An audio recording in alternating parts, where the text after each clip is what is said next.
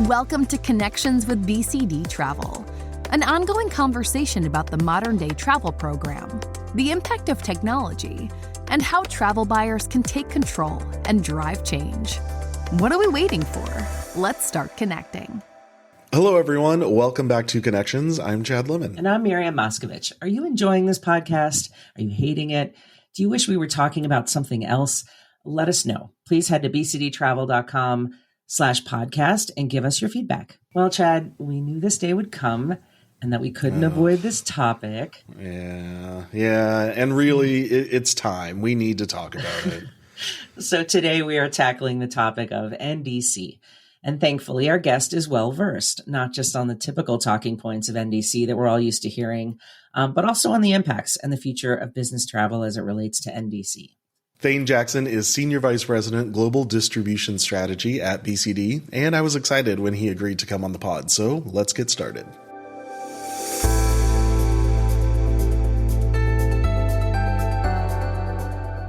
Thane, I want to kick things off by talking about a conference I was recently at. Among other things, the speaker said something quite jarring to us. She said that the biggest travesty is that we've drugged clients and travelers into this NDC conversation rather than just dealing with it on the back end. So I'm curious to know what your thoughts. I think that statement is absolutely true. I've really been saying that since day one when I first attended the IATA NDC conference back in 2016, I think it was. NDC being new distribution capability, should any listener not know what NDC stands for, it should really have been solved behind closed doors. This was a distribution wrangle and continues to be a distribution wrangle between airlines and their distribution partners. It's about costs, it's about technology, it's about different ways of earning new revenue streams. So it shouldn't have come out, but it has, and we've had to accept that. And to a large degree, that's fine because we need to really help our customers understand it, at least to some level of decency anyway, about where the industry is heading and where NDC fits into what is perhaps more aptly called the modern retailing journey. Mm-hmm. Okay, sure, but distribution fragmentation is not new. And quite frankly, I feel like that's why corporate partners are so vital. So we saw this with hotels before, and it was solved. So is this just distribution drama? It's a long-running one if it is a drama. I think you could binge listen to this for many, many years, I suspect. Right. It's like Grey's Anatomy. Only worse. And to some degree, it's more surgical than that, actually. It's not a new topic. Fragmentation has been there for years and years and years. Right. In fact, if you think about NDC itself, it's been an ongoing conversation and initiative and technology evolution since it was first mooted by IATA in 2012. So it's already a pretty long-running show. Right. And if I think about what's happened in the world of distribution over many, many years, low-cost carriers, caused distribution fragmentation. We solved for that by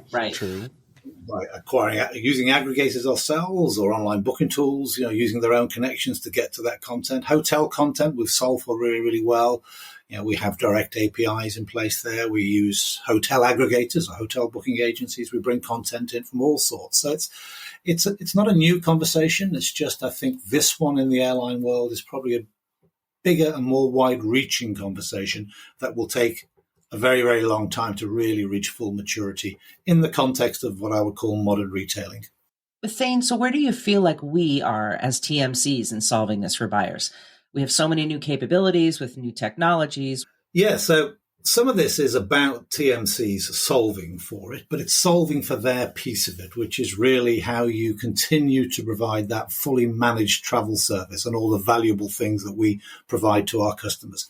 To a very large degree, this is up to the airlines and their distribution partners to solve for, whether that distribution partner is a global distribution system, a GDS, whether it's a third-party aggregator, whether somebody chooses to connect directly to them.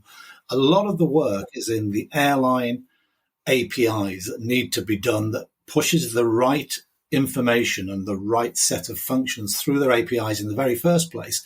Then we can take that, receive it, and start to solve for how that impacts the systems and technologies we use. It's heavily weighted on airline distribution and airline distribution partnerships.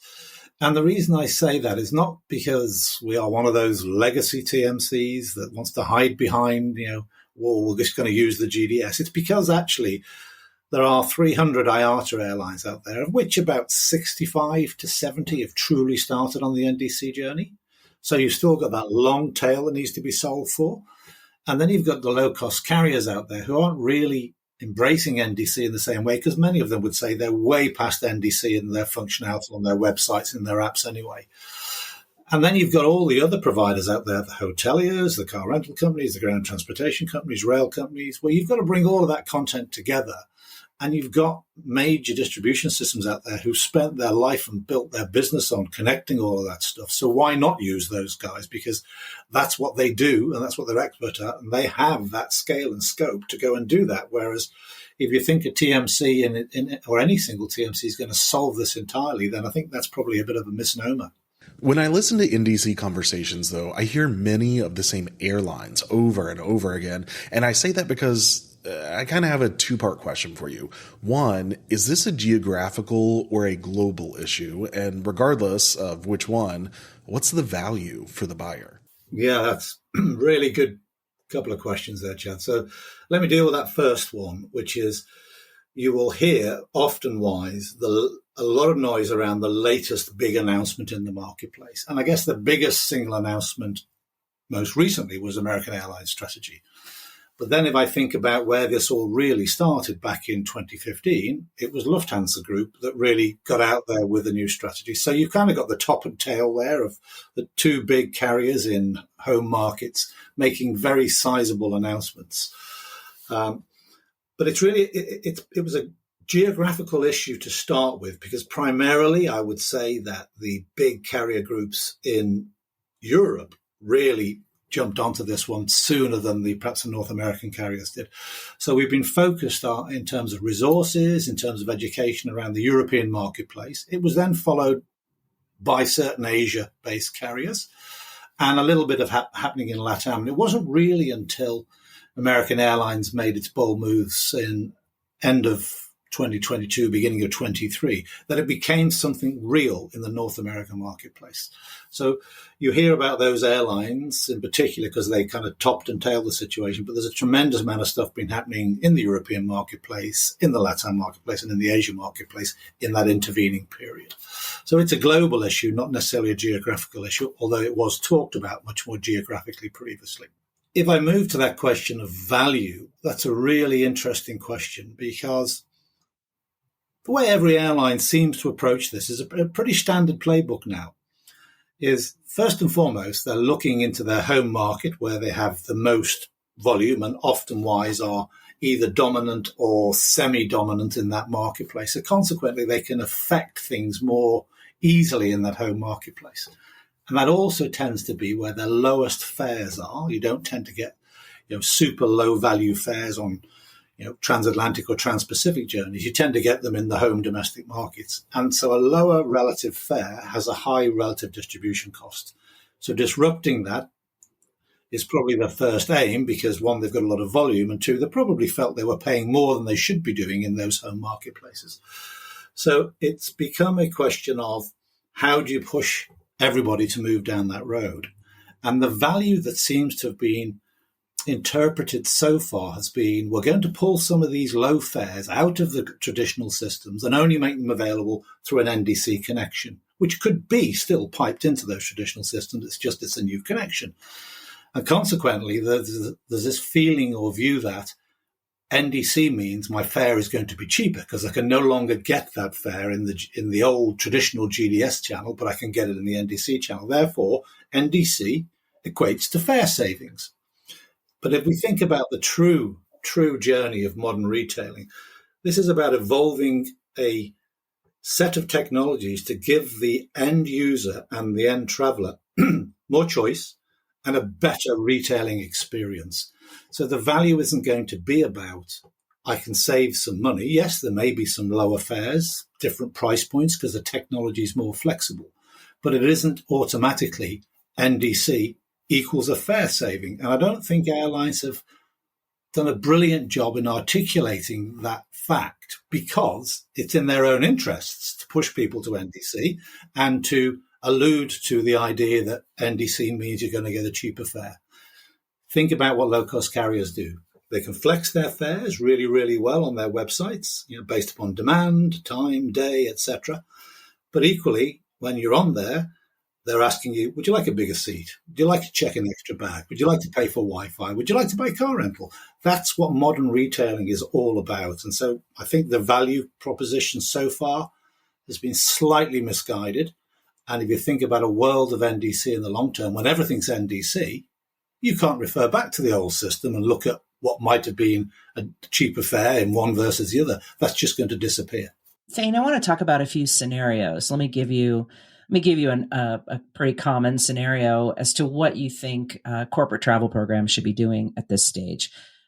You've got a corporate travel program primarily based in North America, multinational locations in a few locations, and they're on Concur.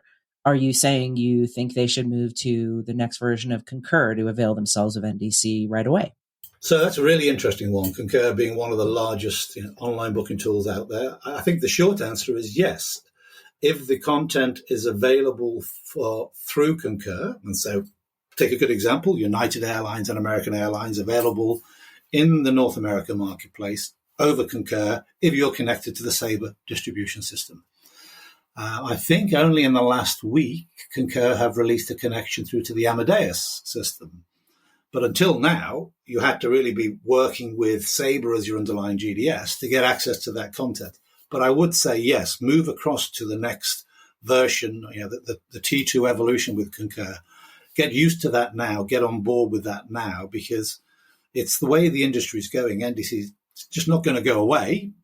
So why wait? Yes, accept that some things might be different. There might be some functionality in Concur that's not there yet, but it's coming versus what you use in the current platform. But I would get on board as soon as possible, because better to be ahead of the game than behind the curve, so to speak. Okay, let me give you another one, Thane. You are a travel program based in Europe. Maybe you use Cytric or some other booking tool in Europe. And you do have some multinational, if not global business. What's a program like that to do? Again, if your online booking tool is connected and has the capability to deliver NDC, then, get it turned on. Come to us, talk to us about it. I would liken it to the Concur situation, that as these technologies evolve and start to be able to bring more content, they've also got to make sure they're evolving in all parts of the world. So, for example, you might want to get Air France KLM content, which is available through us now, through Cytric, now in Europe. Fantastic. But it may not be available to you if your part of the program globally is on Sabre elsewhere or on a different online booking tool elsewhere. And that's one of the nuances of this. It's coming out really home market by home market. And pretty much, just to digress ever so slightly, everybody I talk to, whether it is an airline approach to deal in their home markets first, whether it's a major booking tool like Concur or Cytric, they deal in their home markets first. And so this will evolve over time, but it's not that you can just flip a switch and say, I want American Airlines on everywhere in the world. It just isn't quite like that yet. Thane, I'm also curious to hear your take on what are some of the hard truths of NDC. Yeah, so it's going to take time. So I guess a little bit back to what I said before, it shouldn't have really been out in the public domain. It should have been solved in the background, but it is out there. But it's going to take time. It's one part of that very long journey to modern retailing. So NDC is just the first piece of that. So let's not think that once you've switched on a couple of airlines, it's going to be done and dusted. There's going to be more functionality released from those airlines over time, more airlines coming in over time. The technologies need to be more fully evolved, and those technologies have to be fully evolved to cope with this in all markets all around the world where we operate and our clients operate. And the value needs to be better articulated by everybody. And I'd use an example here of what I would call readiness. An airline will often say, we're ready on our side. That's a little bit of a single dimension, because if you want to work in a collaborative way with joint customers that we look after, you've got to make sure that you're working with us, you're working with the distribution systems, the online booking tools, to make sure all parts of that ecosystem are ready. So just because one says they're ready doesn't mean that everyone else is being slow. It means that collaboration is needed to make sure the whole ecosystem is there so our customers can get that value in a meaningful way without being disadvantaged. But let's not leave out the actual travelers, right? I mean, how much does a travel manager need to communicate to their travelers about NDC? I think the industry, and BCD included, has probably been guilty of talking about the technology and the complexity for many, many years, when in fact that's not really what we should be talking about. And certainly the travellers just don't need to know about that. That's really for us to deal with. That's just annoying noise for travellers. All, from my experience, they want to know is, am I getting the right fare with the right things I need for my journey to make me efficient when I travel? So I think we would advise travel managers, don't talk about the technology and the complexity. Focus on the end game, which is an end game. It won't be there, fully everywhere for quite some time, but it's going to bring a better user experience, more choice, more ability for things to be flexible. I'd say it's not an if it happens, it's a when and how it happens, but also accepting that some things are just not going to work the same way as they used to do. And that happens in any major technological evolution like this, is some things are going to be thrown away. And hopefully those things that are thrown away are the things that really inhibited us in the past. And to get into a little bit more of the technical detail, you issue a ticket. If it needs to be reissued and there's some additional price you've got to pay, then some miscellaneous electronic document got to be issued and got to be processed by the agency. Throwing away that kind of process is a good thing rather than a bad thing. So it will be good in the long term, but don't expect you can flip the switch on the 1st of August and NDC is going to be perfect. But it will bring more choice. I would also say make your travellers aware, and from a travel program management point of view, think about how this is really going to impact you, because as I've referenced before, NDC doesn't automatically equate to you're going to get lower prices. I would suggest that airlines are not necessarily in the business of reducing their fares to everybody. They're doing this because they want more flexibility. They want to be able to sell more of those ancillary products or bundles as they get called out in the marketplace. And that's a revenue play. It's not a cost reduction play for the airline. And to their airline partners, what questions should travel managers be asking them? There's probably 3 or 4 key ones, Chad, that I'd say that we really would advise that they kind of get some understanding is what is the airline offering that's different to that which they have today?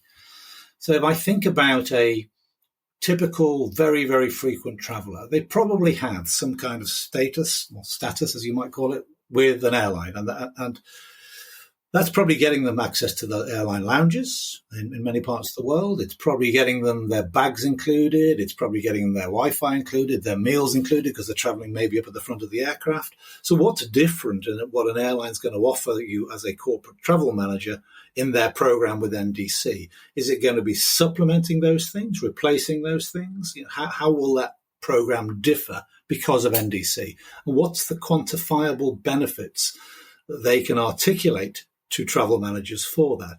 Simply saying you've got the choice to buy an additional bag or a bigger seat or lounge access may kind of not really cut the mustard if you've already got that included in your frequent flyer program for most of your travelers anyway. Encourage our travel management colleagues to ask their airline, how are they working with the distribution systems and their TMCs to really enable this? And I'm going to I'm going to reference one major North American-based carrier who we believe has taken exactly the right approach, who's working with us, with all major TMCs, with all distribution systems ahead of the game to make sure they don't disrupt and they bring NDC content that works for them in a way that also works for the customers without creating this, oh my goodness, NDC is the end of the world. Now, one could argue everyone else has done the hard yards that's enabling them to do that. One could also argue if everyone did that in the first place, we perhaps wouldn't be in the scary world of NDC being so complicated already. Okay, fine. So knowing what we know now, what are we doing? What are TMCs like BCD Travel doing to help programs navigate NDC?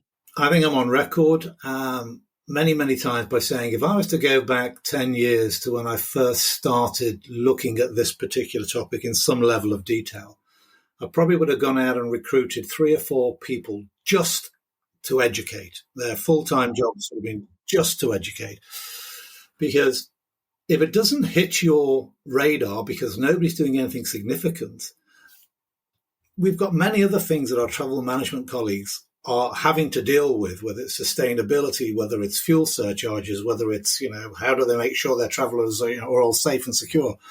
They're dealing with all those kind of things, plus, disaggregation in the hotel world, the rail world, the car rental world, etc.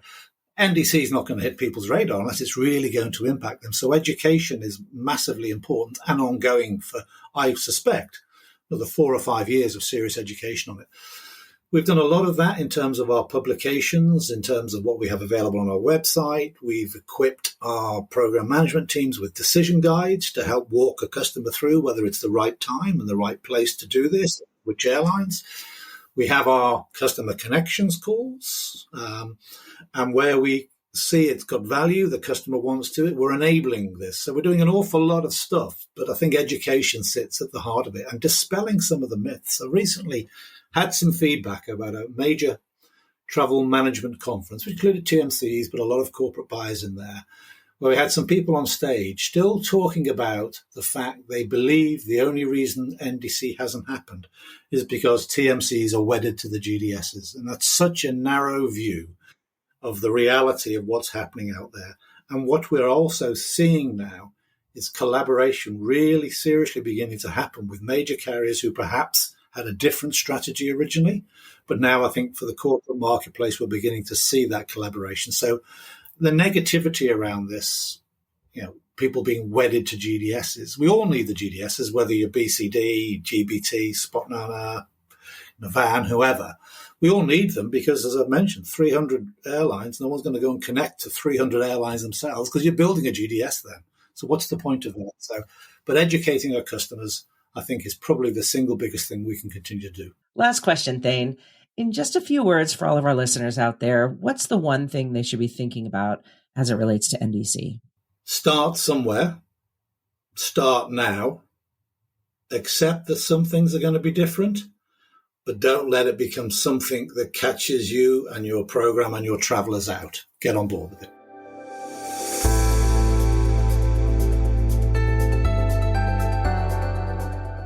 I have to be honest, Miriam, there are some days where I am sick of hearing the term NDC, but I'm glad we did this episode because Thane gave me some new things to think about and some new perspectives as well. I love having Thane on. I hope you'll be back soon, Thane. But that's all for this episode of Connections. Be sure to comment and download the Connections with BCD Travel to stay up to date and listen to future episodes. Thank you for connecting with us. BCD Travel helps companies travel smart and achieve more. We drive program adoption, cost savings, and talent retention through digital experiences that simplify business travel. Learn more about the topics you heard on this episode by visiting bcdtravel.com/podcast.